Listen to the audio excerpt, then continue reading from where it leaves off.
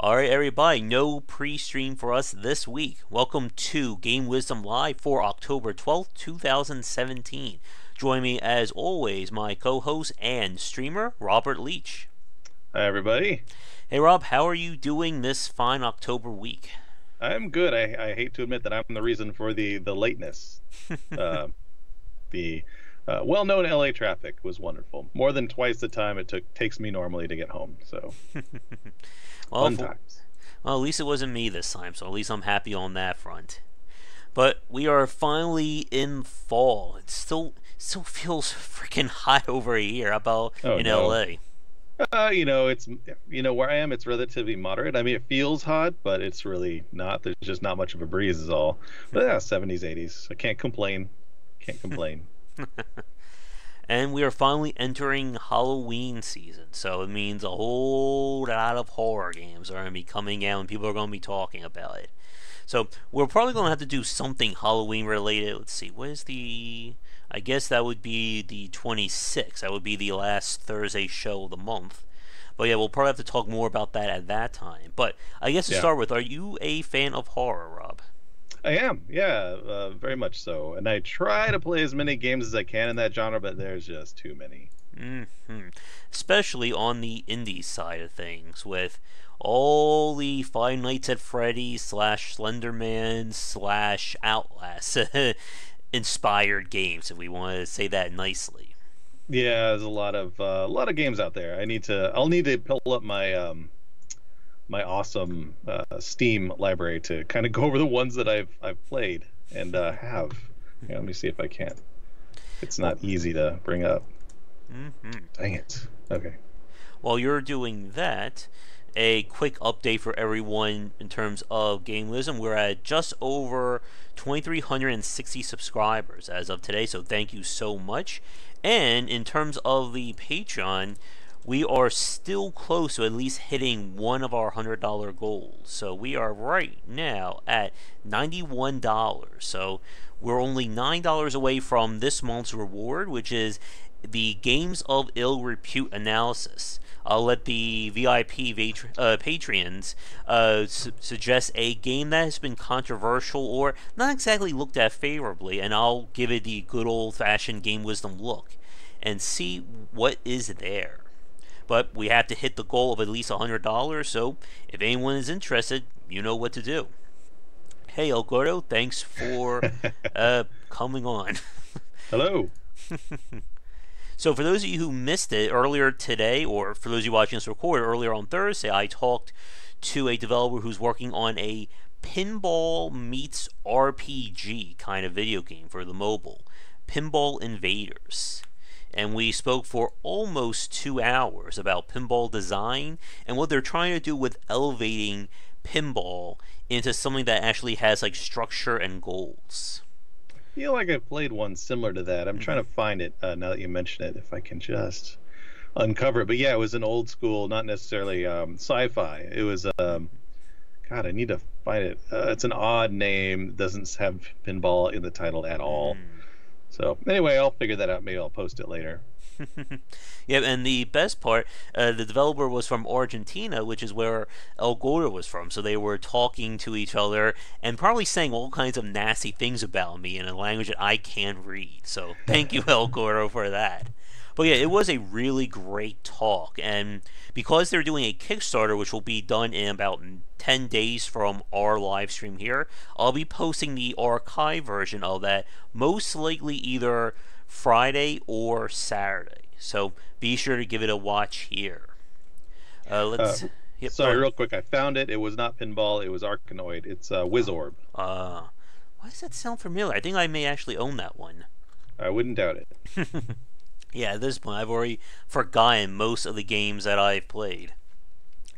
Let's see. This week, of course, the Grim Dawn expansion was released, and unfortunately, I don't have the money for it right now. I put in for a press key, and fingers crossed, I will get it. But we'll see on that front. I did get a no from South Park with a new game, so Oh, doesn't look like we'll be looking at that one anytime soon, unfortunately. yeah, that sucks. But I did get a chance to play A Hat in Time. This was a kickstarted third-person action adventure game that was finally released this past week, and I am surprisingly enjoying it. It's very much like adding a lot of new touches to that kind of, ukulele, banjo kazooie kind of design. Huh. And it seems to be getting pretty favorable reviews. Let's see. Oh, so I just checked their Kickstarter page. So this was funded in 2013. So they originally were expecting this game to come out in 2014. And Wow. apparently it was pushed back a little bit there. But let's see what they... As will happen way too often, sadly. Whew-wee. So they hit just about every one of their goals for the game, which is not bad. So yeah, they definitely had the time to work on it. And I will probably be sprinkling plays of that in between wrapping up Dark Souls 3 between now and probably the next week or so. And again, we have more games coming out. I did get a press key for the roguelike Cogmine, which is a isometric roguelike that's built on the whole ASCII graphics, similar to Dwarf Fortress and the like. So I'm going to be taking a look at that one. I am under embargo for at least another, I believe it's 4 days, so we'll probably have some footage of that going up next week.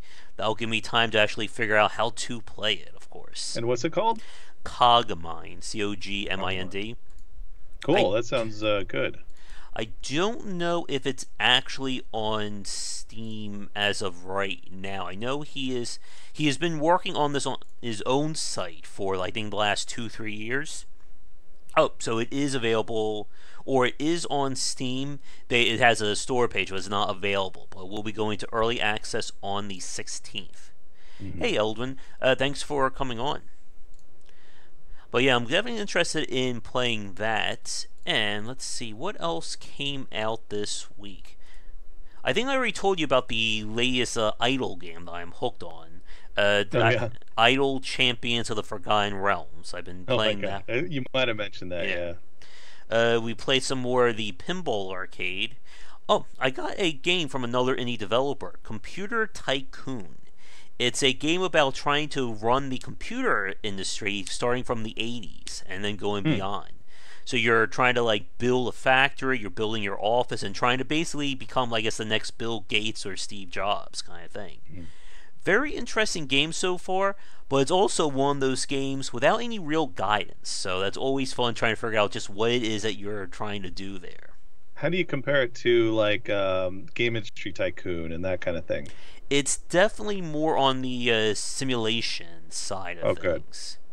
So it's looking like it's going to be one of those games that you're going to really be able to dig into to play.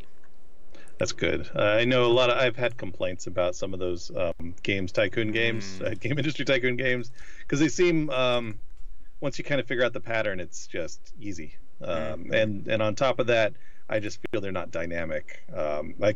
It's funny, I went on and complained about it. I did a review, and it was negative, but I had played 32 hours.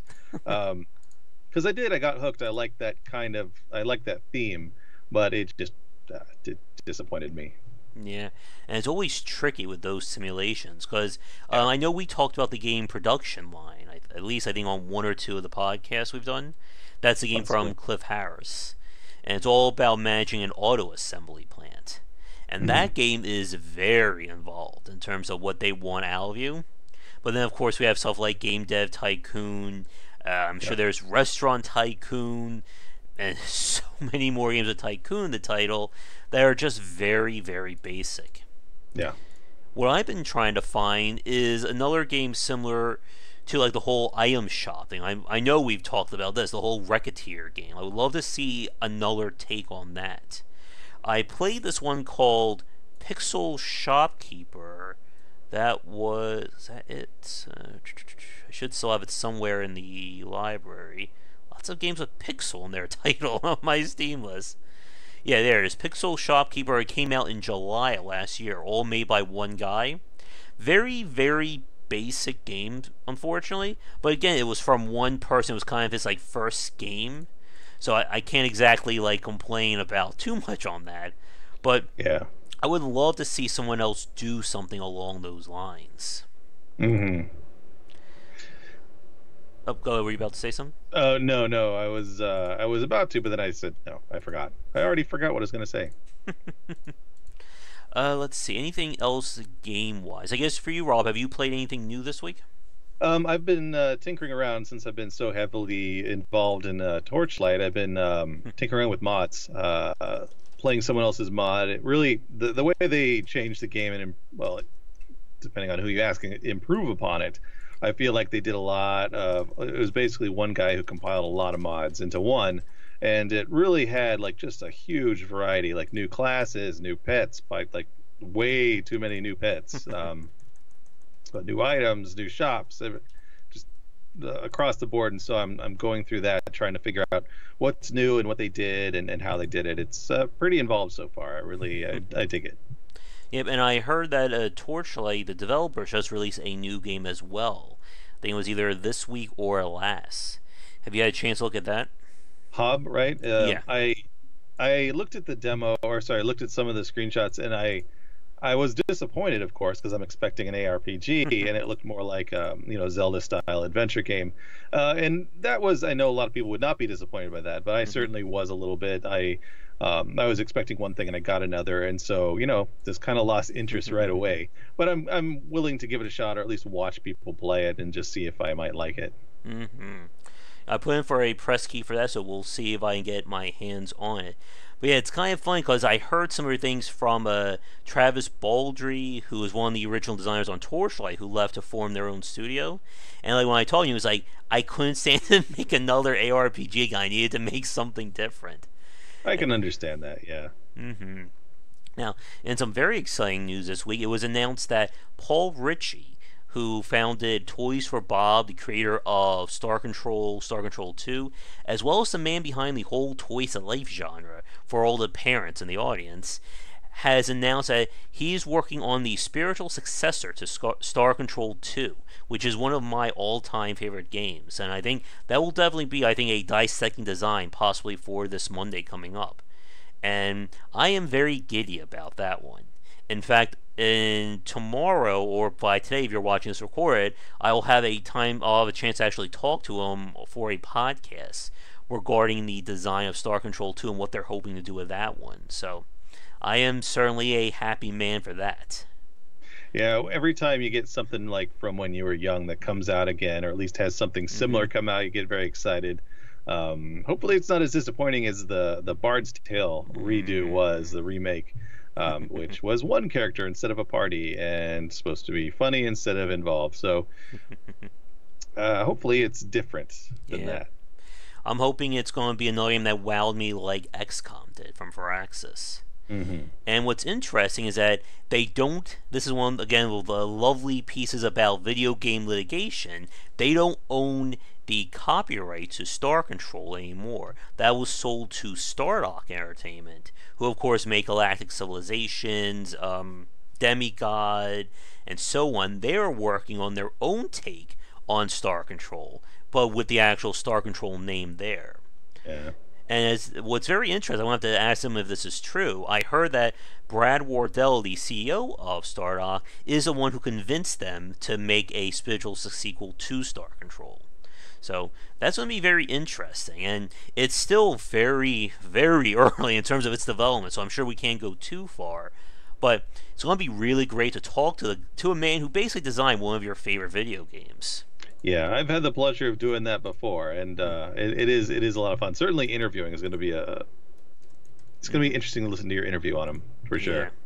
And if anyone knows Jake Solomon's phone number, please, I would love to talk to him about XCOM. Just a regular 10-hour chat I would like to have with him about XCOM and XCOM 2 right there. Just a few dozen hours. Not too much, right? We don't need to have lunch or dinner or anything like that. Yeah, just everything in between. Mm-hmm. Let's see. I'm trying to find that news piece again about Star Control 2, or I'm sorry, what's coming, not Star Control 2 for real. Maybe it's on. Let's see. The actual name of it is going to be Ghosts of the Precursors. It's a good name. I believe the precursors was one of the alien races in Star Control, the ones who created the ship. But yeah, if you haven't had a chance to play or know what Star Control 2 is, it's very much in that similar vein of XCOM, in that it's built on 3 different systems of gameplay. So you have like spaceship battles, exploration, then you have kind of like adventure game where you're talking to the various alien races. And definitely a lot of things to do in that game. It's a completely non-linear campaign, but you have a time limit before basically the big alien bad guys just go around killing everyone kind of thing. So you are limited that way, but it's basically, here's a universe, go. Just pick a direction, find a star, and go there. But it is also hard. This is back in the old days when games weren't afraid to basically give you a fail state within like the first 5 minutes of play if you're not careful. Mm-hmm. Good old days. Mm-hmm. But they're back. They're back. Dark Souls, etc. Mm-hmm. I made my big post about difficulty design and Dark Souls earlier this week. That seems to got a lot of buzz, at least on Medium, when I reposted it. So, Cool. yeah, there's definitely a lot of discussions about difficulty. I guess, I think we probably spent some time talking about difficulty last week. But for you, Rob, do you prefer easy games or harder games? It all depends on how I feel.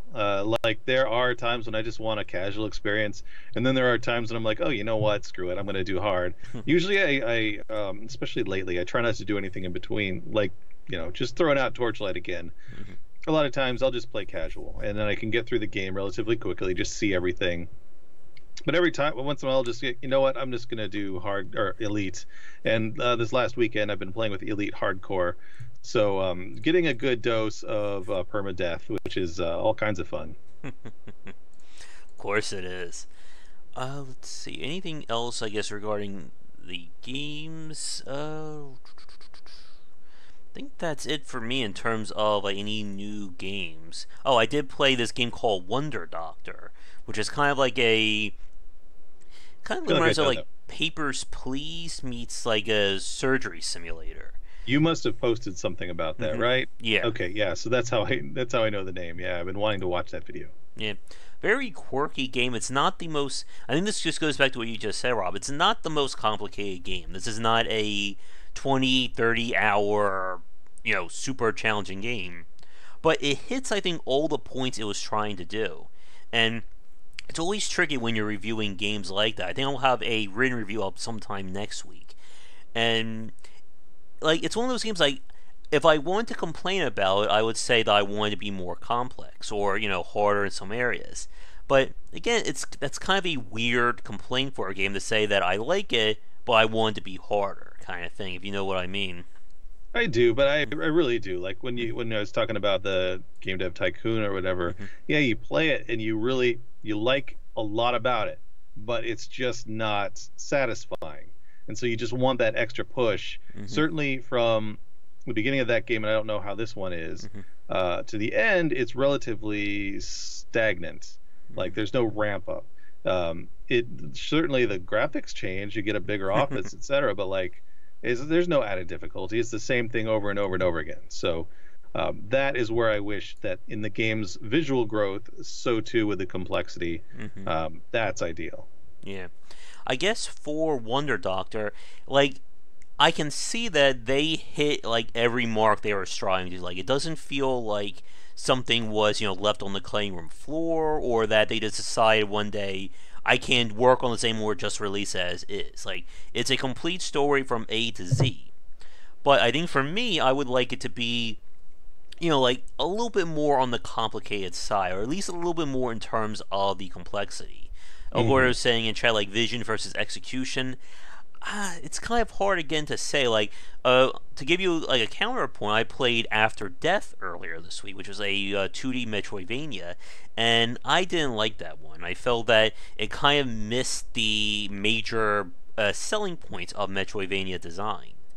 But with something like Wonder Doctor, like, it feels like what's there is like what they wanted. Like, we've talked about this before, but you can always tell when the game has everything that the designer wants versus when things feel, half finished or just slapped together to get the game out the door. Hmm. And with Wonder Doctor, it feels like it's there. I think it's only like $10 on Steam.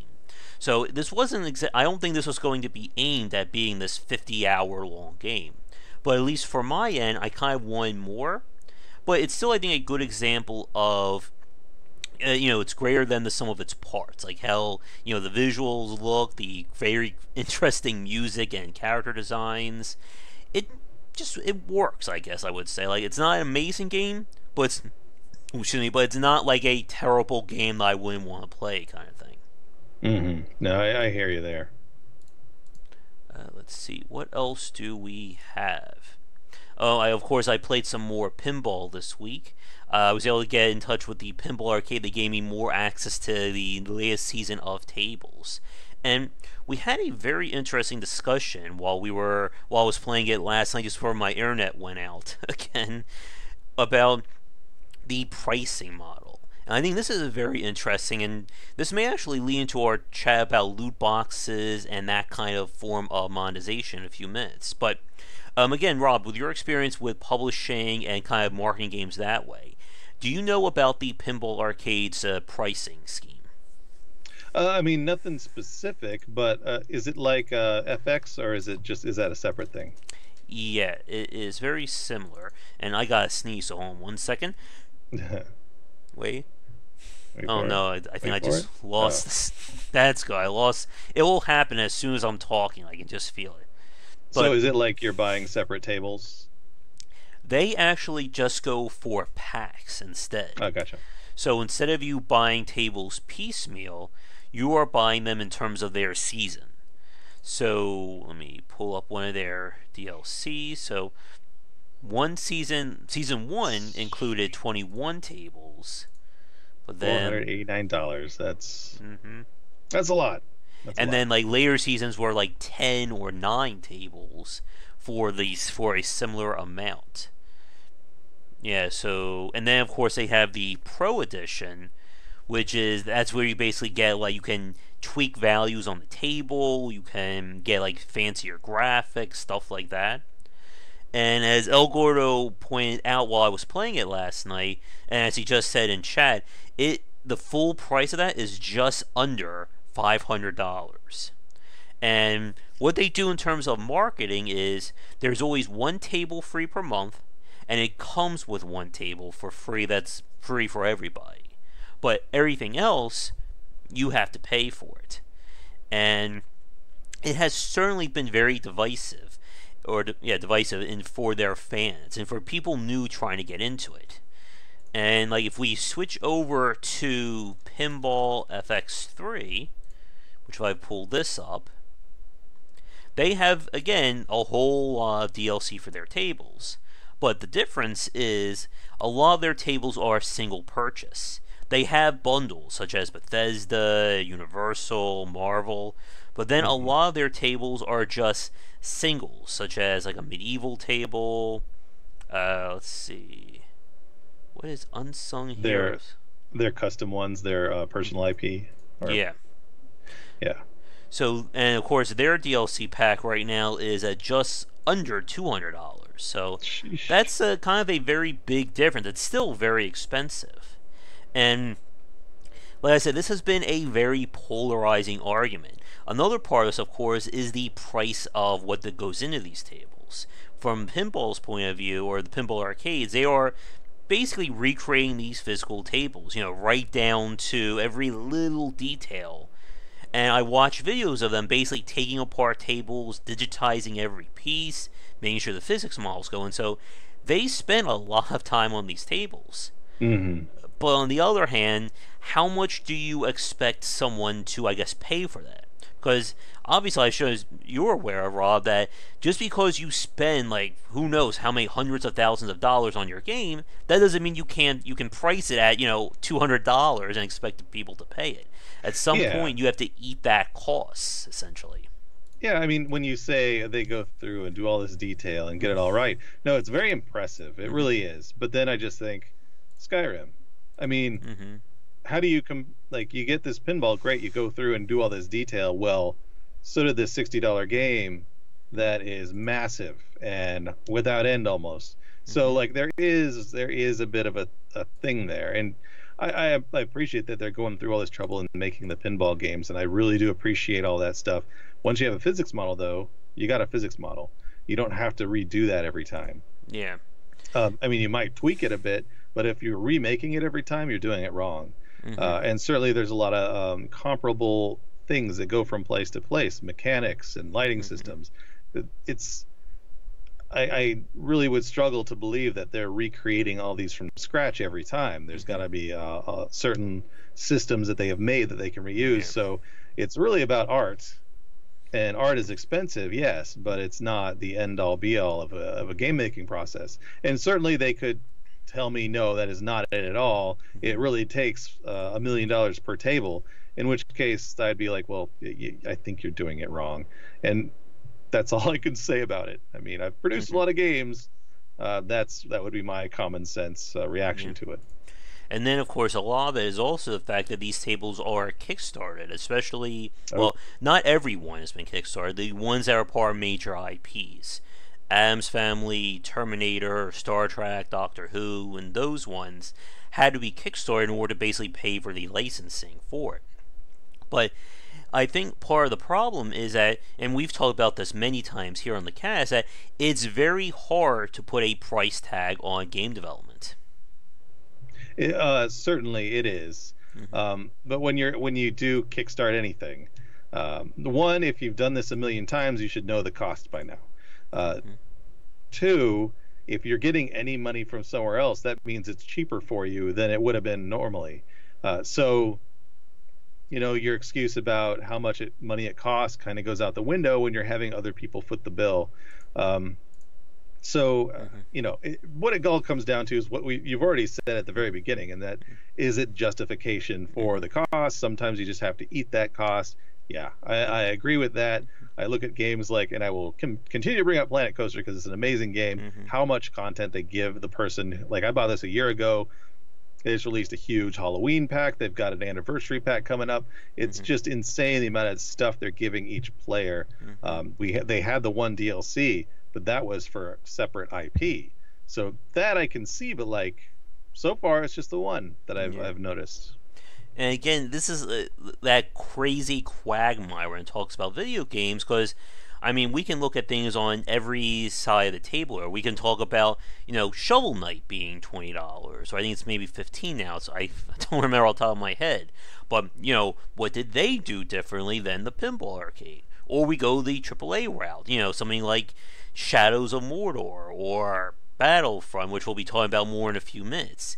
Like, it's just very hard for a lot of people, and even for game developers themselves, to say, this is what your money paid for, this is what we have to charge for this kind of game. And El Gordo made another very big point: they never go on sale. Yeah, it's an excellent point. And that's a very big one as well, because as I'm sure everyone watching this is aware of, one of our favorite strategies for games with heavy DLC, you wait for things to go on sale, or you wait for the illustrious Game of the Year edition.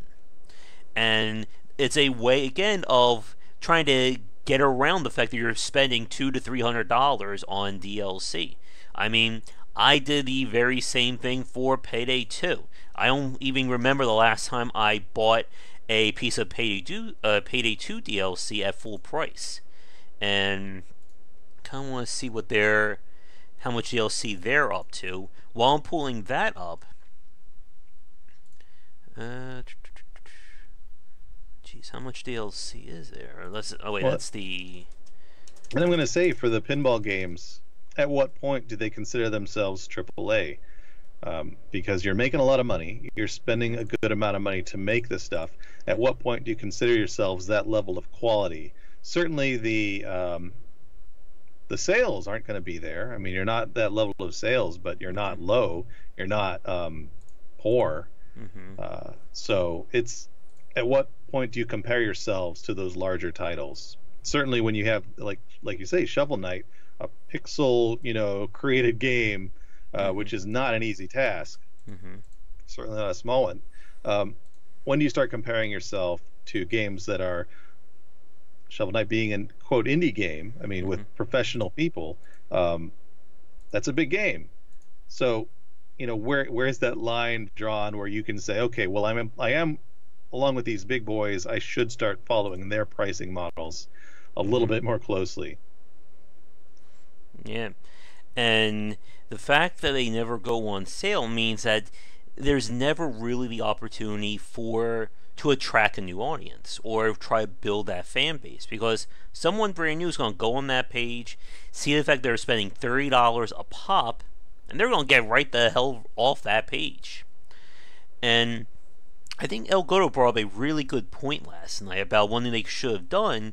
Maybe go the League of Legends route. That, like, every month they have 4 or 5 tables that are completely free. You can play them as long as you want, and then have those be cycled the next month. Because right now there are quite a lot of tables. If they do 10 a season, or up to 7, there's a good. I think there's like 70 tables. I think there's easily more than that, because season 1 was, I think, 30. So there's a good, I think, at least 100 tables on the Pinball Arcade right now. So it's not like, and if you do like 4 or 5 a month, it's not like someone's going to be getting them all for free, essentially. Yeah, and that really makes a lot of sense for a lot of reasons. But the one I'm thinking of in particular is so you have a table, your game player, and you get good at it, and you get the high score, and then it goes off, and someone else gets the high score. So are you you're going to want a little more maybe to purchase the game and prove that you're still the best.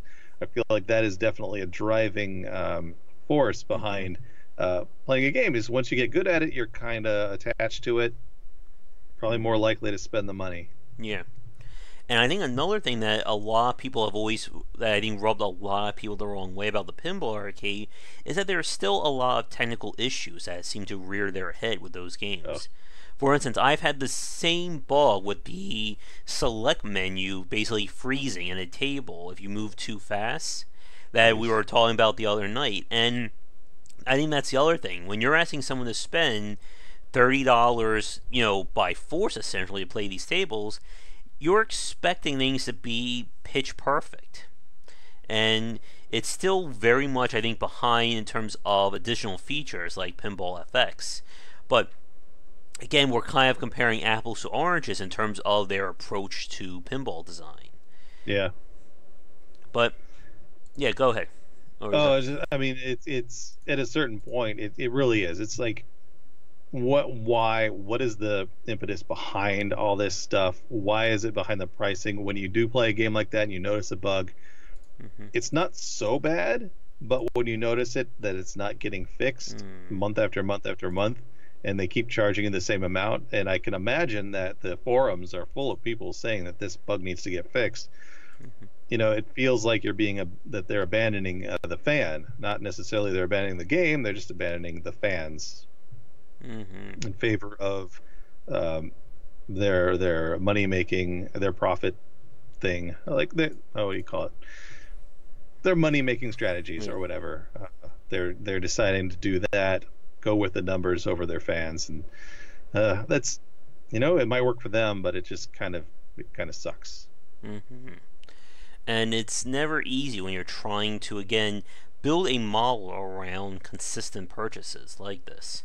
When we talk about other games, or at least traditional retail games, you have that baseline of $30 gets you, 8 to 10 hours of gameplay, or a 40-hour RPG, or anything like that. But with something like Pinball, it's like, how many people are really going to spend, dozens of hours playing these tables? Because that's kind of what they're like expecting out of these things, that you're buying this table and you are committing, you're trying to become a grandmaster, and there is definitely skill in pinball like that. Alert is saying they're focusing on the profit table. That should be their next IP, the profit table. Exactly. The ball can have like a little dollar sign on it. Or better yet, every time you drain, the Steam charges you a penny. You get a penny charge on Steam. Just knock my table there. But it is definitely not an easy discussion. And speaking of which, we've been going over about 35 minutes. I think it's time to move into our big discussion, which will probably take us, oh boy, who knows how long at this point. But that is loot boxes. And basically, if you missed the news or my piece earlier today as well as yesterday, it was with the recent announcements regarding Star Wars Battlefront 2 and Shadows of Mordor, Shadows of War, having loot boxes at $60 games, the ESRB came out and said that they don't feel that is an example of gambling. And this has certainly caused a lot of discussions across the internet. And I made my post about it earlier today. I know, have you had a chance to watch the whole video yet, Rob, or did you just get part through it? I just got through about 10 minutes before we started. I wish I had done it today, but today was just too much going on. But I did get, I got the gist of what your opinion was, and we had discussed this on the Discord as well. Certainly, I'm not in disagreement that it is gambling. It's certainly got that mechanic. It's certainly got the hello demonic. Hey, demonic. It's certainly got that feel and the results, but the reason that I bring it up is kind of the legal argument. And why the ESRB as an entity might have to do this because of pre-existing kind of decisions that have been made. And I mean, as I mentioned before, I go back to the baseball cards and Magic, the CCGs and that kind of thing. It's the exact same mechanic. You aren't getting money out of it. You're getting items, in which certainly those items cost money. So it's essentially like you're getting value. Randomized value out of it. But from that legal standpoint, they seem to be in the right place. And there's plenty of other gambling things going on, like, as I mentioned, the difference between poker and pinball. Like in New York, how pinball was outlawed because it was gambling. And then they proved that it was skill-based. Poker has been proven to be skill-based. That was the entire online poker deal from back in the 2000s. And now you got fantasy sports, which is knocking on that exact same door. I worked in skill gaming for a few years in the late 2000s, and it's a very weird place. Legally, there is no decision. There's decisions coming out, but like if there's skill gaming, which is I play a game of Bejeweled, you play a game of Bejeweled, top score wins, the pot. And that is one of those on the fence things where the government hasn't explicitly ruled in most states, but you don't want to attract too much attention, because if you do, they might explicitly rule, and they're unlikely to rule in your favor.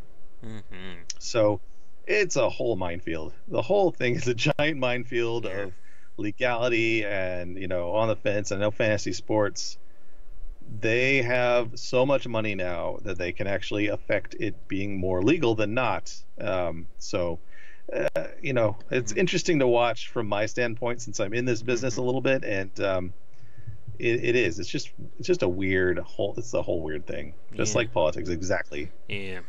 I know how to play poker, but that's because my grandparents were both very much addicted to gambling. My grandmother lives in Las Vegas and spends pretty much like 8 to 10 hours a day at the casinos, just slots, and actually she just plays poker. So I've had kind of the first-hand experience to see what that kind of lifestyle can do to someone. So I've never been a big supporter of gambling mechanics, any which way. And you are definitely right. It's very weird like that when it comes to video games. It is, but at the same time, it's not. Like it just gets around that the exact legal definition. So, like, if we look up gambling in the dictionary, the one we're looking for is play games of chance for money, or of course you're betting. And it's again why we saw, or going, and this was an example, your pinball analogy is what I wrote about in my posts. Pinball, as you said, for the longest time, or at least during the era of Prohibition, was considered to be a gambling machine. You're putting money in, the balls are going around, you hit something good, you get something out of it. But they had to prove, of course, that there was skill involved. It wasn't just a game of chance.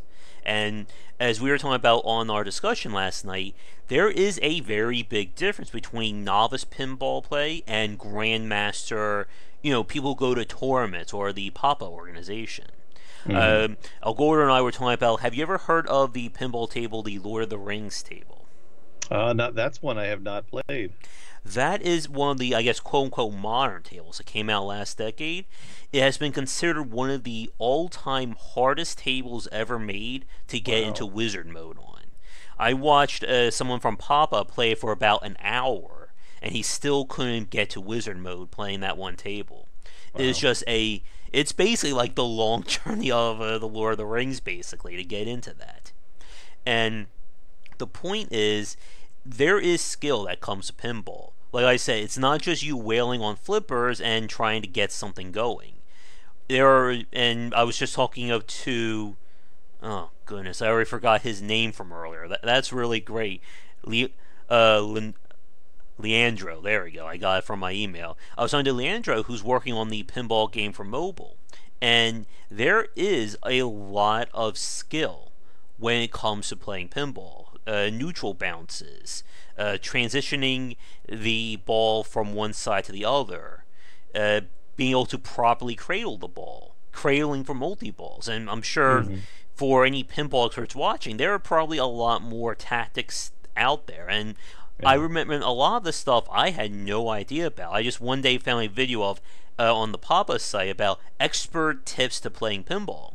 And then I started using those playing the pinball arcade, and that's how I managed to start beating tables. But the point of it is, pinball is not a game of chance. It may have elements of games of chance, like pachinko and even stuff like roulette, but it is heavily influenced by the person playing.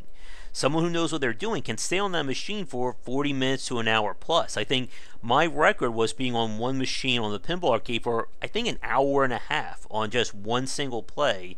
It was getting to the point where I was like, I'm going to have to just, force myself to lose, or we're going to be here for like the rest of the day. But when it comes to loot box design or the implementation of loot box, it doesn't feel like there's skill involved. The player is not really influencing what they're getting. They're putting money in, and then it all goes to RNG. And as we said, it feels like it very much triggers those same pools as gambling does.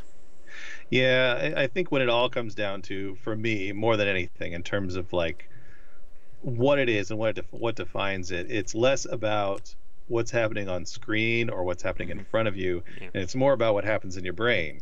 Because it's chemicals being generated that cause you to want to keep going.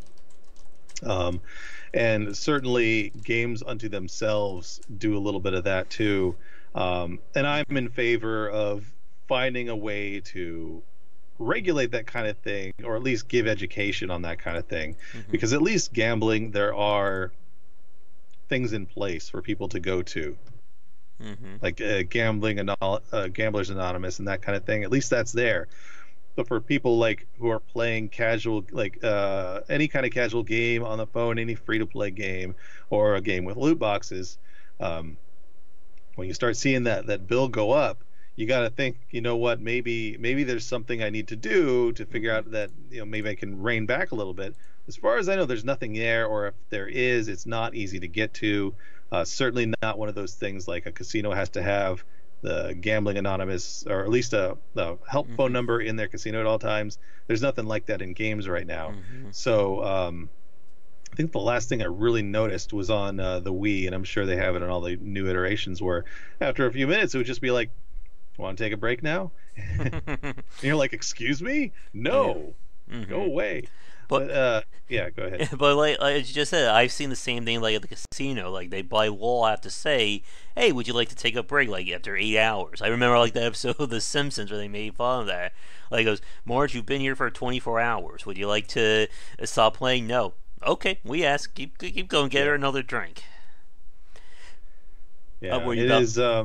No, it's kind of one of those things where I know I work in the gambling business a little bit, and it's one of those things that kind of is like, I don't know, I should wash my hands of this a little bit, and the other time I'm like, well, it's kind of my living, but um, it's still video games. I mean, from my standpoint, I still work in video games. It just has this little attachment to it that's interesting. Yeah. And I guess the current big example, of course, is Star Wars Battlefront 2. Have you heard or following regarding their loot box system? No, the one I really kept up with was the oh god, it was that racing game. I think we had mentioned it before. Forza, I think. Forza, yeah, yeah, that got ridiculous. But yeah, the Star Wars, I think you might have mentioned it, but that's not one I've been following. I was just reading, and I know Jim Sterling did a video about it earlier this week. So what they're doing is you have the loot box available from the start, and they not only will sell cosmetic bonuses, but they also sell upgrades to your characters. Like they have what's called star cards that will basically upgrade stats and abilities in multiplayer. And as you level up your account, you equip more cards. But the idea is that these cards will just greatly impact how you're playing the game. Like, I think he was mentioning, like, there's like a card that will increase your damage, or another that will reduce your cooldown on your, whatever your ultimate power is. And of course, these are being implemented for multiplayer. Yeah. So the idea, of course, is you can pay for the chance of getting a lot of these cards, and then you're going to have a major leg up compared to everyone else. So 2 people at max level, one with these cards or these upgrades, is going to be inherently better than someone who just played the game vanilla or didn't get lucky with the loot drops. Yeah, that is the whole pay to win, and it's a weird kind of pay to win. Certainly, I don't mind so much a loot box that you have skins and digital things that have no impact on the game. But yeah, when you have two and you got 2 characters that are of equal skill and of equal level, and then they both put in $20, and one of them gets awesome and the other one gets like nothing. So it is at that point it's just ridiculous. And I'm actually interested, Demonic, as a sidebar, I'd like to see what you are upset with the Wii and Wii U. Yeah, curious too. Yeah, but yeah, and the other like that, I feel like that's one of those things that's been kind of shut down enough from a player's standpoint that they should know better. But hey, you shrug and you're like, what is wrong with you people? That's all. And as we were saying before, it falls into that very murky area of gambling, or what is or what isn't gambling, by the fact that you're technically playing this video game. The game is skill-based, you're doing that, but then you have these additional elements in there that will greatly influence how someone plays a game or perceives it. And of course, what a lot of people are finding very skeevy is the fact that this is attached to a game that's $60. Yeah. And as you said, there's definitely like that a different line when it comes to these kinds of purchases based on the game. If you're playing a free-to-play game, we don't like it, it's considered like, how else are they getting their money? But when you're buying a $60 game, or even more if you're counting DLC and Season Pass, it's like, why? Like, yeah. At what point are you not making enough money, I guess you could say. Yeah. Star Wars, at what point aren't you making enough money? My God. It is. That is the sad part of it, is that when you have a game that costs $60, so people are already giving you a lot of money for a game, like what is considered, I would say, to be probably most gamers' limit. Like when I see a game for $80, I'm like, no, absolutely not. For $60, I'm like, that better be a damn good game. But yeah, you're already paying that kind of max limit. And then on top of that, if you have a season as well, if you're paying monthly, that's another giant kind of slap in the face. But hey, if it's worth it, it's worth it. If they're giving you constant additional content, then it's worth it. But if they're then on top of that asking you to pay more for random chances to get stuff, that's like a slap in the face. It's really not. You should be getting that stuff. If there are loot boxes, hey, make it part of the experience. Like, you know what? You get a loot box every time you get to this place, and that'll give you a skin of some sort, not a leg up. Because the whole pay to win thing, I feel like that we've had that discussion before years and years ago. What happened? Did you guys not listen? Yeah. And again, with that regarding the loot box, the fact that you can just sit there and pour money into it, that's not helping the consumer. That's you trying to get more money out of them. And you'll hear a lot of people in monetization or mobile side say, we are helping, or we are benefiting the consumer by having these purchases. No, you're not doing that. And I think what you said about tying it to skill is another major point. Have, the top 3 players in the match get a free loot box. Have the one, if you beat a raid, you get a loot box. Have it tied to interaction. This is what I was saying as a major point in my video in the post.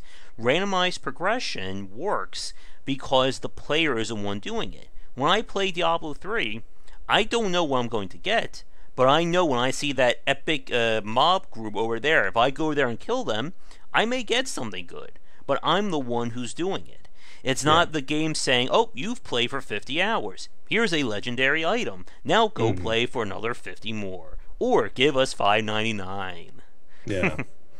Well, I know, again, I hate to keep bringing up the only games that I've been playing lately, like Torchlight Multiplayer. You unlock a treasure chest, and both people see different things that are in the treasure chest. So I might get a legendary item. The other person may get nothing. Like literally nothing comes out of the treasure chest. But at the same time, one, it's co-op, so you're both kind of benefiting each other, and two, you know what? Another legendary item is gonna come down, at some point, so you don't worry about it. Yeah. And just want to respond to Demonic. So, I heard the same thing. They're shutting down the Wii and wii-u store, or the virtual store soon. And yet, as a complete tangent, I'm not a fan of that. And we've talked about this before when it comes to video game preservation. I am a big proponent of making sure these games can still be played. And I am just really surprised that Nintendo at this point hasn't just, bit the bullet and done like their own GOG service. Just have like a universal virtual console system. Let me play my Game Boy games on the Wii U, or let me play my Super Nintendo games on the Switch or whatever. Just make it like one grand thing. I'm sure people will throw them money very fast. I mean, oh yeah. Yeah. We saw what happened with the NES Classic Edition and, of course, the SNES Classic Edition. Yeah, people are dying for those old titles. I mean, they harken back to your childhood, or if you're a younger student of games, it's a perfect opportunity to play the classics, and that's valuable in and of itself. Yeah. And again, like when it comes to these kinds of additional, like getting back to microtransactions, it's not like I'm buying anything of value. I'm buying the chance to get something of value, and that's two different things. Yeah. And as we've said before, loot box percentages for a lot of games aren't really revealed. I know in China it is by law that they have to show them, but for a lot of them, they don't tell you what those chances are. They'll say, oh, you can certainly get a super rare 6-star item, but what is that, like a 3% chance, a 1% chance, a 0.00001% chance? Yeah, it is. And go back to like regulation. Just like in China, they have that regulation. The problem in America is that when it comes to regulation, you have to involve politics. And the fact is, politics doesn't care about video games unless it's a violent video game that draws the attention of people. So it hasn't quite. The fact is, most of us know what goes into video games. Like more and more people are familiar with video games enough to know this kind of stuff. With mobile phones, everybody's familiar with the monetization on mobile phones, at least most casual players, and then hardcore players, they know how it works on PC and console games, and how you can be pay through the nose for that stuff. And yet it doesn't like get up to legislation or anything like that. It, for some reason, the whole games as a toy, as a kid's thing, still is kind of pervasive in our culture for some reason. People don't like to, I think people in official positions don't like to associate themselves to video games because it's childish. When it's not anymore. It's not childish anymore. I don't know when that moment happens where we're like, oh, okay, it's adult now. I mean, Dota 2's season just started, and how many millions of dollars does esports need to make for when it becomes like an actual major event in the United States, as opposed to like South Korea, which I mean it already is. But like, how much do they need to make? How much money does that industry need to make before people take it seriously? That's a whole other question. I've already taken us down a tangent, so I'll stop right there. Yep, and as you Dark Souls is a child's game just like Cuphead. Exactly. Yes. They're identical. Someone was showing me on Twitter earlier that their Steam recommendation list included a game about general patent strategy next to fidget spinner simulator. It's like, yeah, those two are perfectly the same. Patent used fidget spinners to win World War II. Oh, yeah. There we go. There's your history lesson for the folks watching. Yeah, and Demond was just also saying about the Wii, they're losing community features. Yeah, that's always the very weird thing about these things, especially Nintendo. They keep changing how these systems work, or they're introducing new things time and time again. That what happens to the people who used them before? My current go-to example of that is Mario Maker. I want Mario Maker to keep going. Not just because I like watching speedrunners who make levels in that, but just because that's a brilliant idea. I want to see Mario Maker 2 and 3. I want to see the option of people playing this in 5 to 10 years from now, making more levels for it, because it's perfect like that. And that's why this is why my argument of PC over console always comes up. I'm like, well, PC doesn't really have that issue most of the time, not always. But like, when a console just moves on, it's hardware, and especially with Nintendo, like you said, the hardware changes significantly most of the time with each generation. And you get Sony and Xbox, or PlayStation and Xbox, you know what you're gonna get. It's just better graphics, better processor, same thing. Just same old controller, like I'm showing up right here. Yeah, and when the Wii and the Sony PlayStation 3 decided to stop doing, being able to play old games, that's when I lost a lot of interest in console. Yeah. Right then, because like I like playing the old games. I have my PlayStation 2, and I can play my old 1 games and my 2 games, on that system, and it's perfect for me. But yeah, as soon as I found out that like there was a cutoff point where the 3 stopped playing 2 games, I lost interest. I was done. Yeah, and it's just such a very annoying situation. I know we're like flip-flopping between 2 major points here, but and it frustrates the hell out of me because I have a ton of games, and I think again it goes back to what you're saying with the perception of video games to a lot of people. Just as a lot of people view video games as being for kids, they view them as being disposable. It's like with technology. When the iPhone 7 comes out, you forget about the iPhone 6. The 8 comes out, you forget about 7. And there are some games that could be considered disposable. Again, every year there's a new Madden game. Every year we're going to probably get a new Call of Duty. But what about games like Metal Gear Solid, Final Fantasy, Mario? Again, we could just start naming random games at this point, or even something like Star Control 2. There are a lot of games out there that have really gone onto that side of being art because no one else is making them like that. And to not be able to play those games, or not even have the option to, is just very poor, and it robs the industry of its history in a sense. It does. It absolutely does. And I would love for there to be a perfect way to capture this stuff. And really with emulators, I believe that they have made massive strides, and they are good. Emulators are good, and I know that the IP owners and stuff don't like to hear that, but the fact is they're not making the games available to new audiences anymore. So hey, you know what?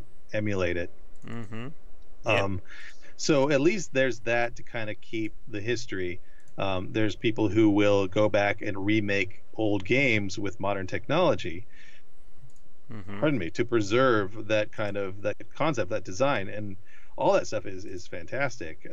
It's just a matter of how to keep these systems and companies from just deciding, you know what, we're done. We're going to cut ties.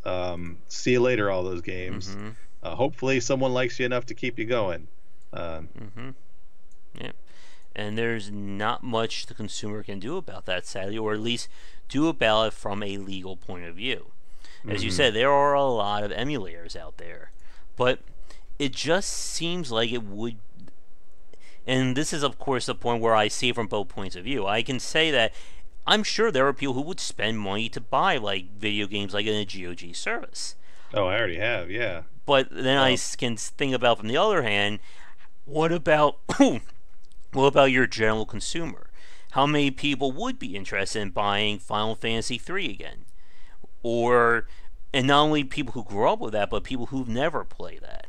And that's always, and I hate to say that I think like that, but I can see it from those 2 points of view.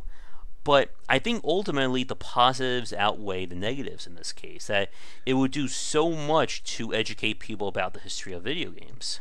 Oh, for sure. And I was a huge fan when I saw that Activision came out with their Activision Activision Classics, which was all the games on the 2600 and 5200 that you could play, and they did a great job with.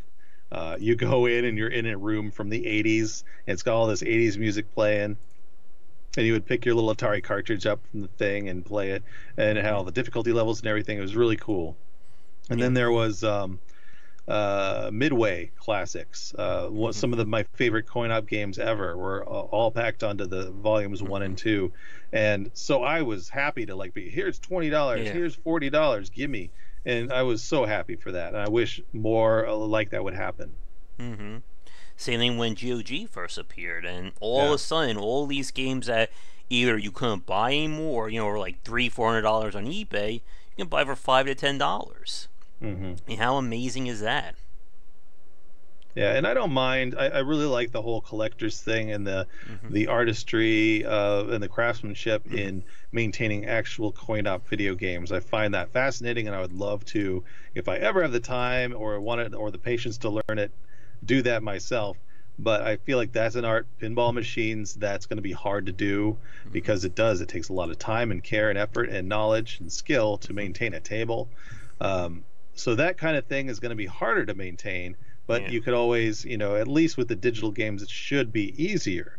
Like, it should be easier. Certainly games from the 80s and 90s, it's much harder to emulate that stuff because they're on their own circuit boards, and you have to do a whole bunch of, transferring hardware to software and all that kind of stuff. It's I remember someone linked me in this article about, I think, a year and a half or 2 years ago about the state of emulating games. And basically, as you said, emulating hardware and software becomes exponentially more complicated and more powerful as you go more and more into the future in terms of consoles. So, they're pretty good at the point of, like, NES and Super Nintendo, but, like, N64 and Wii are a little spotty, and you're going to need just one hell of a powerful computer if you want to try and emulate, like, PlayStation 3 or Xbox 360 games. Yeah. And there's just no other option other than getting the original copies, but again, it's very hard to maintain that stuff. You're not going to, like, how are you going to get a working NES today and get the games you want for it? I mean, you can go to a specialty shop, but then on top of that, you have to have the converters to get those old school systems hooked up to your TV. It's like the old Ataris. You can't hook up a standard Atari to your television anymore. It doesn't have those the antenna connections. The Nintendo, certainly the RCA cables still exist, but they're horribly out of date. Like, you have to, like, if you're used to modern TVs, putting in RGB cables in your that's not necessarily common knowledge anymore. So I'm having, like, horrible flashbacks right now thinking of all that stuff. At least you don't have to blow in the cartridge anymore. That's nice. But yeah, there's just a lot of work that goes into it, and why most people don't really want to do that. I mean, what do you want to do? Sit down in front of your PlayStation 4, put in a game and start working? Or hunt down a game console, the wiring, the controller, and try to play a game from 20 to 30 years ago? Yeah, and who knows how much you're spending on that? I mean, Mm-hmm. certainly there are places that refurbish and sell Nintendos and Mm-hmm. Ataris, and they're not as expensive as you might think from a collector's perspective because they're just everywhere. But certainly there are games that are super rare. Like I owned Suikoden 2 for the longest time, and I eventually had to get rid of it. But like that game's worth hundreds now, Mm-hmm. and these games they're not worth hundreds because they're awesome. They're Mm-hmm. worth hundreds because there's hardly any of them left. And so once you get to that point where Mm-hmm. it's rare, and that's where arcade machines are, they're rare. You don't even run across an arcade machine from that era, let alone a specific one. Mm-hmm. So you have no other options if the developer is not you know pushing forth new versions. You kind of have to go emulator route. If you Mm-hmm. have hardware, you're right, get your PlayStation. Why would you go back to an old game? You have plenty of new ones, and they're basically forcing you to ignore the history, and it sucks. Yeah, I think what I've always found very interesting as like a different parallel would be like the comic book industry and how, for collecting comic books or trying to find those of yesteryear, it's not even about reading them anymore. Because most people Yeah, collect comic books, they just was that loose site or wherever they like package them, and then they never open it up again. Like it's just becomes a part of a collection. yeah, and a lot of them, like Mad Magazine, years ago, came out with their a DVD filled with every single copy they ever wrote, and I thought that was brilliant. I Mm-hmm. mean, certainly it's a collector's thing now, but yeah, it's nice to have them to read. You can Mm-hmm. enjoy an old like the Picasso painting, Yeah. not necessarily in person, but a print. But owning the painting certainly is its own special thing. That doesn't mean people can't look at it. Yeah. So yeah. Mm-hmm. And I think it's a really interesting point about kind of like the cost of trying to do this stuff. Did you ever hear of the game company Working Designs from the 90s? No, did not. They were a Japanese company who their basic MO was going over the top with their packaging. Like it wasn't just a matter of you getting a game. They gave you the complete jewel case with custom full color manuals, and they basically tried to play up the art side of the purchase. I remember one of their games had like a contest. Like, it was like a $10,000 contest if you could beat the game perfectly or something like that. And like every one of their games looked beautiful and looked great, but it cost them more than what they were bringing in to make those games, and they eventually went out. Yeah. And it's one of those weird things. So today we're seeing a lot of developers are cutting back on these extra features. I mean, game manuals these days are just digital now. Again, we're seeing more in terms of games as a service and DLC. So you would think that game prices would be going down, but Yeah. it seems like we're going the opposite direction. Well, it's like with ebooks or any of that stuff. The big expense back in the day was printing. It didn't matter if all you had was a DVD. That was Mm-hmm. expensive. It's expensive to make. It's expensive to ship. Certainly in modern times when it's all digital, like yeah, Mm-hmm. it's very cheap to produce. Yeah. I'm sorry, in terms of publishing, rather, Mm-hmm. it's cheap to put out there. Is what I'm trying to say. It's no less expensive. It's no cheaper to make, Mm-hmm. but in terms of getting it to the consumer, it's It's a super cheap. hell of a lot cheaper. Exactly. I mean, let's face facts. The indie market basically took off because of the cheapness and being able to produce games today digitally. Do you think that someone like Five Nights at Freddy's or Minecraft would have worked if they had to get into a Target or a Walmart? It Oh probably yeah, wouldn't have that's even made it past the front door. no. I mean, you go to E3, Mm-hmm. and that's what a lot of people do is they talk to the Walmarts, they talk to the Targets, and they're not even going to have a conversation with you if you've never done a game before, or if you have this game that doesn't look up to their standards or isn't made by a known developer. Yeah, Mm-hmm. good luck. It's not going to happen. Doesn't So yes, matter if that game is going to be a Game of the Year winner or, shovelware or whatever, like Wheel of Fortune, like those budget games we see, again, like $5 bins at Target or Walmart. They yeah, probably had a lot easier time to get in there than Gone Home or yeah. Five Nights at Freddy's or whatever.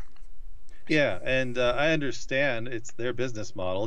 They know who's going to buy what for the most part. Indie gamers don't go shopping at Target for Mm-hmm. their games. But like, yeah, it for better or worse, and I know everybody has their Mm-hmm. opinions about Steam, but really it was a godsend Yeah. for the PC and indie gamer because it did just that. It pushed forward, allowed people to get their games out there to you very easily, uh, inexpensively, Mm-hmm. to a point. And that's boy, we really went off track from our original discussion, didn't we? But I Yes, don't I mind. did. I like talking about this. So Mm-hmm. thank you, Demonic. I appreciate the new topic. Not that I don't like loot boxes. I think that is fascinating in its own right. Mm-hmm. But yeah, with that, the costs for a lot of the aspects of video games have gone down over the years. From, as you said, the publishing side, the manufacturing side. I mean, again, for an independent developer, you don't need to print one game CD unless you're doing like a fancy collector's edition. Yeah, I and can. go Yeah, go ahead. ahead. Oh no, go I ahead. was just gonna say I love those. I love those editions. Like I think Mm-hmm. they're fantastic. But yeah, that's an add-on. That's a bonus. Yeah, and it just really it has changed the market, I think, for a lot of ways for better. Again, you can say what you will about Steam. It's definitely not perfect. I think neither of us will say that. But in terms of harm versus good, it has done more good easily for what it means to make video games and even buy and sell them these days than we were probably like 15 years ago at this point.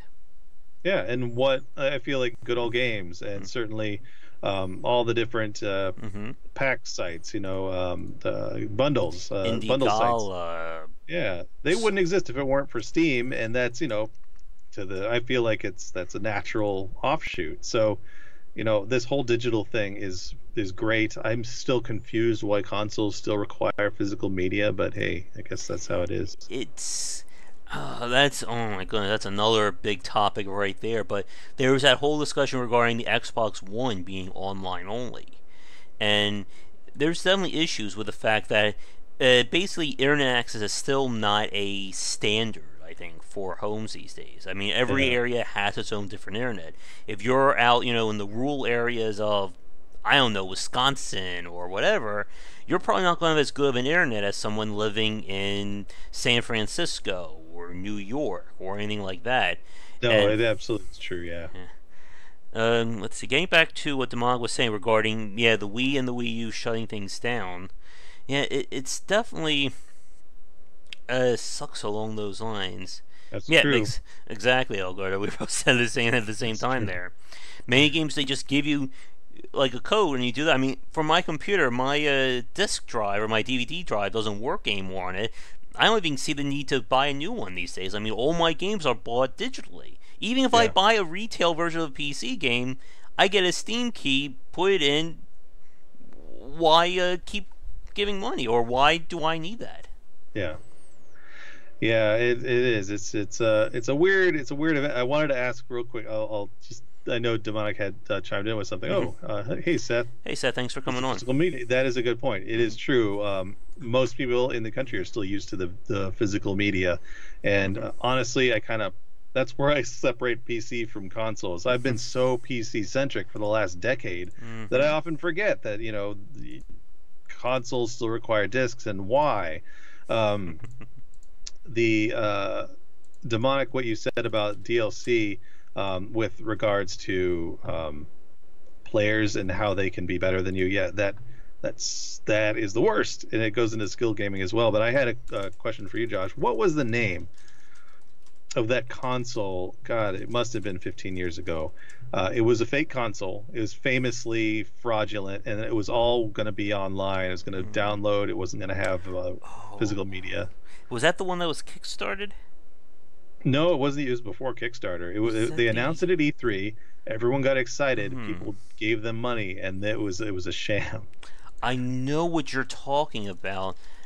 I want to say I have to actually do a quick Google. Oh, good night, demonic. Yeah, have a good night, Demonic. You can definitely. Yeah, that's the one I was thinking about, or the Ouya. It was not Ouya. Ouya actually, that was actually a thing, and it was just an unfortunate business model. But it was before that, and I wish I could remember because it was Hmm. this famous at the time, and it was for years afterwards. It was very like infamous, I should say. It might have even been the early 2000s, like or mid 2000s. That's something I need to look up and see if I can get it out to you because that was a fascinating story. Oh Hmm. man, my yeah, my colleague would know that. Was it on live, or is that something else? It was announced. All I remember is it was announced at E3 like in 2004, 5, something along those Oh. lines. It was a fake console. I should really be able to look that up and get you guys that info because yeah, the Ouya by itself, it was very exciting. It was indie only, and that kind of killed it because it was Yeah. just they could not make ends meet with that Yeah. thing. Yeah. Oh my goodness, and that's gonna probably drive me nuts too. And we've gone through so many times. I'm trying to Yeah, get back. What was I about to say? Oh yeah, Physical Mia is what you and Seth said. I think Physical Mia definitely. I even made a video about this. I think a few weeks ago about there's that sense of ownership that comes with physical media. that's It's the true. fact that it's not just a bunch of code on a computer, something you can't see. I mean, you can't see from here. I don't know why I'm pointing, but I have collector's edition boxes in my room as like little trophies on my desk or my display. I have strategy guides down there, including the Nocturne guide that I will, if anyone tries to break in, I will use Yeah, as my weapon right there. And there is something about having that physical ownership. It's kind of like someone who collects books. Like they have like their books in like their own little order, and it just offers, I think, that sense of permanence to it. It's the fact that it is yours. yeah, Like if Steam goes down one day, I can't play my online games. But yeah. if I You're have, screwed. my SNES and all my many, many cartridges, I can load that up. But Yeah, on the flip side, though, what's going to be the TV that I'm going to use to actually run that on for the SNES? It's like that the famous Twilight Zone episode when Burgess Meredith breaks his glasses and he can't yeah. read any books anymore. That'll be my life. I'll go load up Steam's gone, but I have all these games, but there's no TV to run it. It's like it's not fair. There's time at last. Yeah, exactly. That'll be a Black Mirror. They'll just copy that same. Perfect. Maybe I can do that. Maybe I'll be the guy that they can put on for that. But let's see. How long have we been going? We are about uh, an hour 15. I figure we could talk for another maybe 5-10 minutes, and then I'll switch to my game streaming for tonight, and I'll let you hopefully get some sleep and rest before you do your streaming. But yeah. I think getting back to the main topic regarding the loot box design. In case of apocalypse, we lose Steam games. Yeah, that's always, again, I remember Valve saying, if a meteor crashes into Valve, what will happen or something like Just that. keep all your games downloaded at all times. That's what Oh you have to do. god, I think my hard drive would Terabytes, blow up. game box. Perfect. Getting back to our main topic though regarding loot box, I guess here's a question for you. I think this is one that is another one of those very diverse of points. As we've said, when it comes to loot boxes, we've seen them for, I think at this point, many, many different versions. But for you, do you think that it is more acceptable to have loot boxes in $60 games if they are cosmetic only? Or do you think once we're talking about $50, $60 game purchases, that kind of stuff just seems like you're trying to be greedy? Oh, I'm the latter. I Mm-hmm. believe the latter Yeah. 100%. Like, I would rather you just put in free loot boxes like we discussed. But, I mean, if you're that greedy, I just, I mean, some say greedy, some say business model. But, Mm-hmm. like, it really is. It rubs me the wrong way. I think it rubs most players the wrong way. But because it is, like, Star Wars, because it's Star Wars, you automatically get an audience. And people will complain about it and they will hate it, but they will still give them money. So they're like the developers, like, or the publisher. Mm-hmm. I don't know who made that game. Is it actually from like the Disney Studios, or is it who Uh, makes that game? Battlefront 2, I believe, is made by DICE, so they're the same ones Okay. who do Battlefield and such. Yeah, it's Business Model used to be having a complete game on release. Yes, Mm-hmm. it's and now it's about here's a shell of a game, and we're going to keep updating it after you've given us money. Mm-hmm. But yeah, it's if I pay $60, I don't expect to pay any more. Yeah. And I feel like World of Warcraft back in the day, I don't remember how much the initial cost was. It I was it was want to say 50 or 40, I think, for it. because I remember it was enough to make me hesitant knowing that there was a subscription. But once I started playing it, of course, I had to keep playing it. Uh, But yeah, the whole loot boxes thing, Hmm. asking you to pay more, Yeah, nickel and dime you after you've paid $60. yeah. It's it's criminal. Yeah, and what they're saying about Shadows of War, that the final act of the game is just going to be like a massive grind unless you get those loot boxes or get lucky. Again, that just really rubs me the wrong way. Because Yeah. at that point, we are talking legitimately about gameplay or game options built into a random system. And again, it's not something the player controls. Or it's so skewed heavily against the player that, yeah, someone could beat the game without it, but that could be 4 to 5 months of additional playing. Or El Gordo, I think you're the one who told me this, but when For Honor was announced, they did a calculation of how long it would take someone to get everything without spending money. I think it was like 18 to 24 months or something like that. And Hmm. those kinds of discussions always annoy the hell out of me. Right up there with people again who say that we're helping the consumer by having loot boxes or we're empowering them with these purchases. Like the people say, "Oh, you can get everything in a game without spending money." But how long does it take? A year to 2 years of play. It's like, Yeah. what? Like something is not connecting there for me. Okay, Yeah. Alberto's saying 2 years of playing without paying to get all that content. That just seems insane. It And is. again, of course, they're going to add more to it over time, where they're adding more cosmetic and more heroes. So I'm sure that number is probably not the same anymore. The same goes for stuff like Injustice or Overwatch and so on. And like I'm at the point where even if it is a even if it is just cosmetic only, I don't think it should be in a game that you're already paying full price for. Again, it just feels like you're trying to, uh, dig up the earth. You're cutting the trees down, then cutting the roots as well, kind of thing, or slash and burn, I should say. Yeah. I wish they would go back to that old model, which is, I mean, basically what Seth said, but at the same time, it's instead of asking for more content for the same game that's going to, apparently keep someone occupied for years on end without any other titles, sequel, that's fine with me. Just Mm-hmm. do a sequel and I'll pay Yeah, the money. yeah. I once did a calculation. I think it was on, it must have been Farmville or something along that Mm-hmm. line when we were talking about DLC for the pinball game earlier, Mm-hmm. how much it all costs.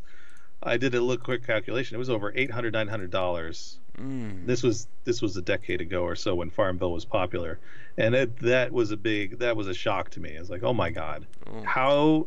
how do they live with themselves? How does a game developer live with themselves knowing that the content of their game costs 100 times, like almost like 50 times as much as what one person would normally play or pay for it as a like Mm. $30 a game or so.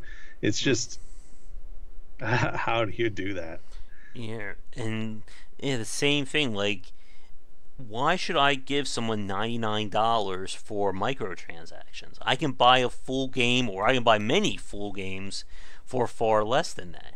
And this goes back to what we were saying regarding like the pinball arcade model, that there's $489 worth of DLC, but how many people are really going to invest in that if they're not already, hooked on pinball? And you do have to have sales. You do have to have ways of allowing someone like a novice to try and break in, because it's, as the saying goes, it's easier to attract flies with honey than vinegar or whatever.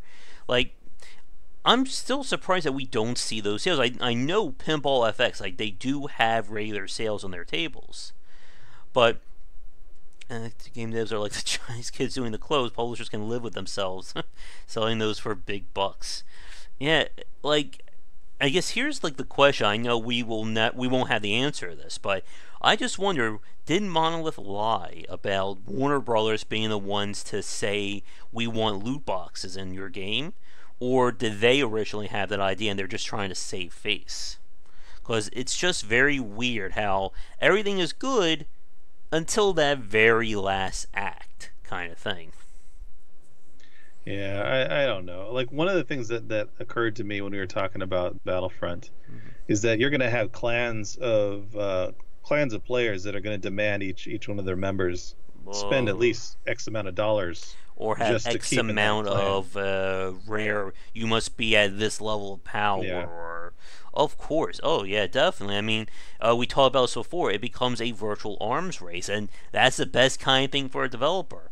I still yeah. remember like a Kama Sutra piece from the Battlefield Heroes team, the free-to-play one. They said, for some reason, once we started having the ability to buy guns, our microtransaction price went up. I'm like, really?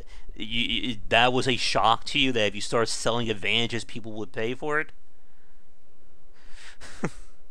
Yeah, it's ridiculous. hmm Yeah, exactly, Ogordo. They said that Monolith, they made that video saying, oh, we balance our game without it. So, yeah, I think I think everyone knew that that was a little BS there, saying that the game was balanced without it.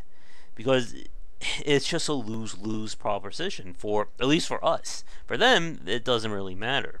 And Well, it I, could be. We want to make it lose for them.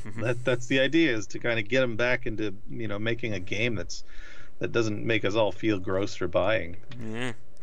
I mean, Payday 2 has, again, skirted that line. They built up a lot of goodwill, then they lost it, then they got it again, then they lost with the microtransactions of the saves. Now they're kind of like, weird middle place. Although I did hear that the other game, the World War II Raid one, has crashed and burned from what I've heard. Like, it's got like a 3 out of 10 from Polygon, no one's playing it.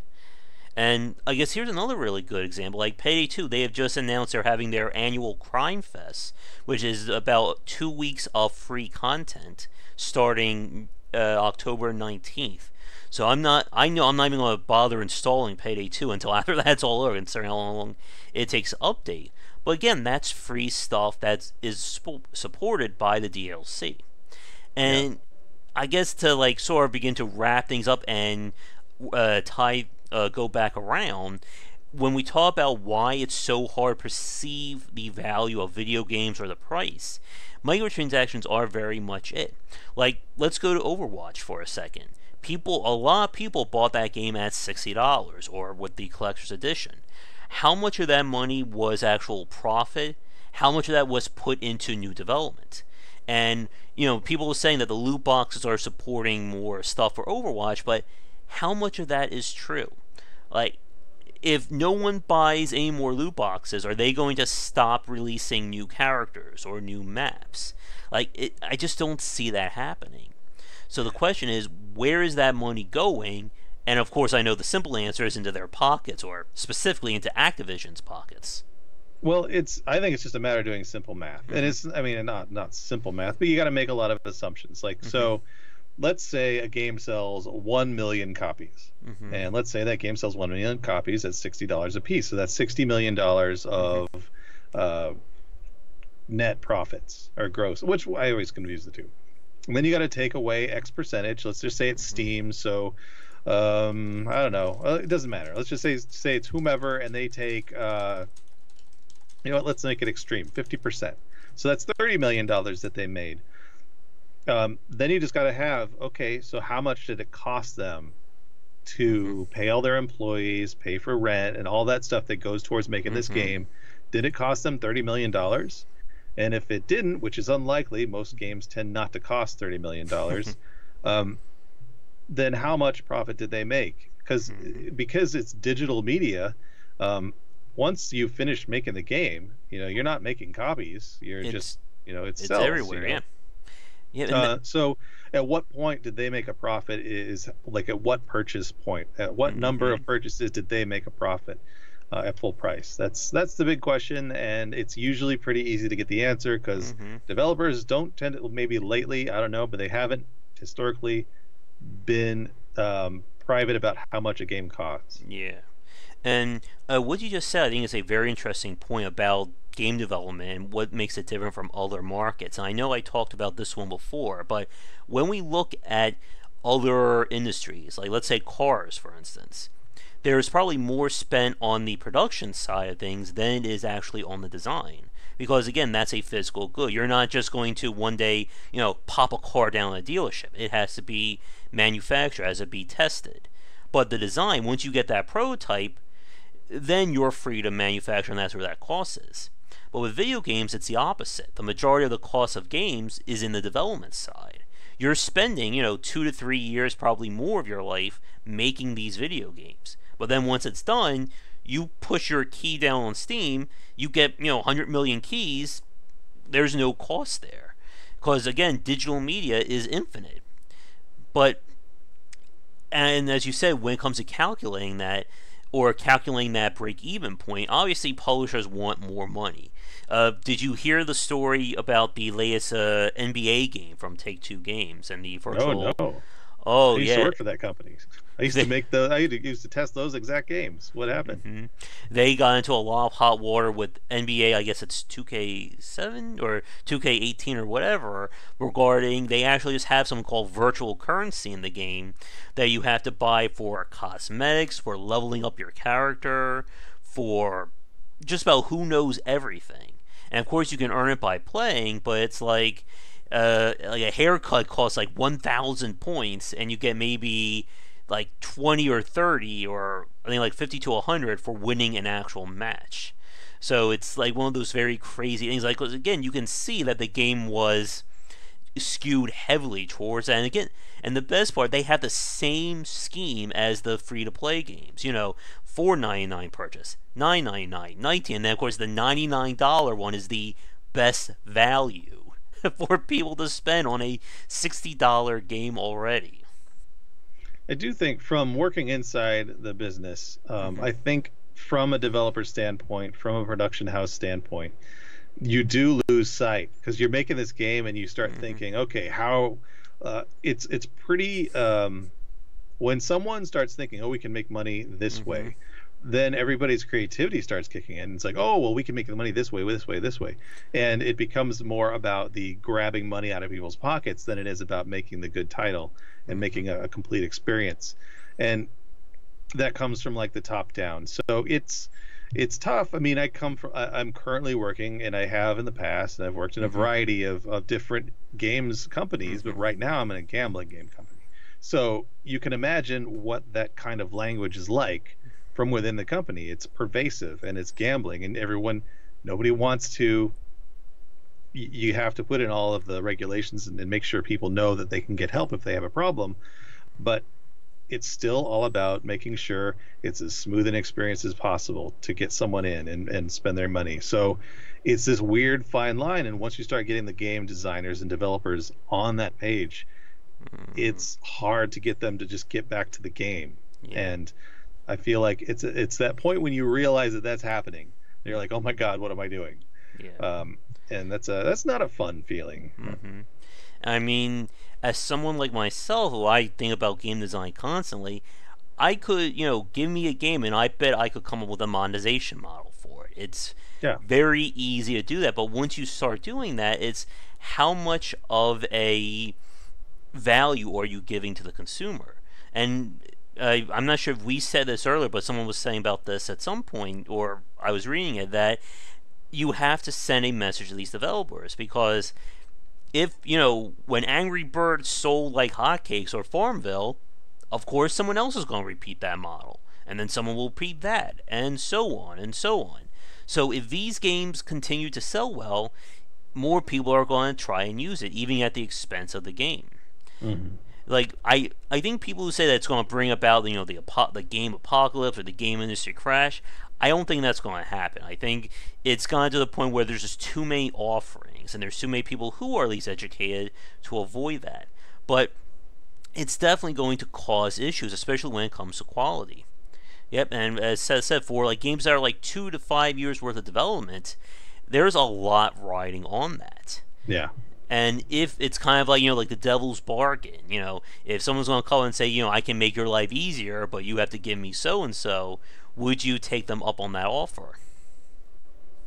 Yeah, and the sad part is, for a game like NBA 2K and Madden or any of those, you're not losing players each year. It's not like you're questioning, oh, how much money am I going to make this time? You know exactly how much money you're going to make this time, because you have, like we had talked about before, each iteration of the next sports game is not too different from the last. So you've got your fan base, and they like their NBA games, and you know basically to a, well, not basically, you know, to a T, more or less, um, how many people you're going to get, how much money you're going to make. And if you do want that extra, if you need it, let's say your production costs or something going up, you have more staffing, rent's higher, who knows? But like, sure, you're going to want that extra kick. And so how are you going to get it? Or maybe you're just promising your investors or your board, like, we're going to make X amount of dollars or whatever. Or maybe the board's the one that came up with the idea in the first place. I don't know. I'm going off here. Sorry. Yep. Thanks, Seth, for subscribing. Like I say, always check back for daily stuff. And if you want to get on the fun of like our voting and subscriber features, be sure to check out patreon.com/GWBicer for what's currently offered, including VIP status on our Discord, voting for the Saturday Night Grab Bag stream, and of course our current goal for November for a games of ill repute analysis if we hit $100 of donation. But yeah, getting back to the point about that, like, it's the same thing for Madden. Like, EA reasonably knows how many people are going to buy Madden every year. I'm very sure there are diehard football fans who will buy Madden sight unseen every year, like it's, you know, like their annual tradition. Same goes for Call of Duty. And it's just then a matter of, as you said, just like math. If we know 500,000 people are going to buy our game, if we add, you know, $5 of additional microtransactions on that already $60 purchase, we're going to earn that much, which I am not a calculator right now at the moment, so I can't give you the exact number, but you get the picture with that. And I think EA has done stuff with that. I know the FIFA game has their own, like, a loot box. Like, there's, like, a trading card or like a fancy soccer game or something like that in one of the FIFAs. So I mean, it earns money, and that's the sad part. These games are, exactly said, millions in $5 micros. Like, again, and that's the thing, for a lot of people, they see it as a dollar purchase or 50 cents here or $4.99 here. But we are talking about hundreds of thousands or millions of people doing these purchases at a time, sometimes multiple ones. We mentioned Wales last week. The people who are buying $99 purchases like once a month or every few months or stuff like that. So this is serious money. There's a reason why stuff like King and Zynga and Supercell have earned the big bucks over the years. Over the months. Or over the days or weekends. Yeah, right. Let me see. Is there? Oh, go ahead. Were you about to say something? Oh no, I was like, I was just like, maybe this is a good stopping point. I don't know. Yeah, I think we are certainly. Yeah, we're approaching. I already did a 2-hour podcast earlier, so what the hell am I doing with another 2-hour one? And I still got regular streaming tonight, so it's going to be a busy night for me. So we will wrap things up here for our talk. So. Again, I think you pretty much know what our thoughts are on loot box design after this. If you haven't watched today's Critical Thought, of course it is available on the Game Wisdom channel. There is a post over on game-wisdom.com. But we're going to end things here for our weekly discussion. Again, Rob, thank you so much for coming on. When are you? Is your streaming schedule still the same? It is still the same. So Saturdays and Sundays, 2 p.m. Pacific. Occasionally I'll pop on. I did last night. I do want to give a shout out to RNG Gods. They're starting up a new stream, which I'm probably switching to from Indie Voyage Rob. Okay. So I'll get that link out there. I think that's going to start up in the next week or so. Okay. I mean, I'm hoping to. We'll see. All right, and as for me, I'm going to be coming back probably in the next 15-20 minutes. We're going to be doing some more Dark Souls 3. I'm going to see if we can either wrap things up or at least get close to wrapping up the main game so we can then focus on the DLC. And again, for those of you who are new, if you enjoy things, be sure to like and subscribe to the channel. Check back once again for those daily discussions on game design and for ways of supporting over on patreon.com/GWBicer.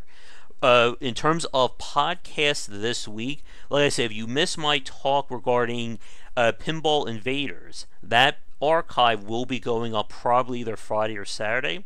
I'm going to work on tomorrow's podcast. I believe this is the one that I did with Trayvon Taylor regarding Bullock and some of the challenges of running an indie studio. So be sure to look for that over on game-wisdom.com.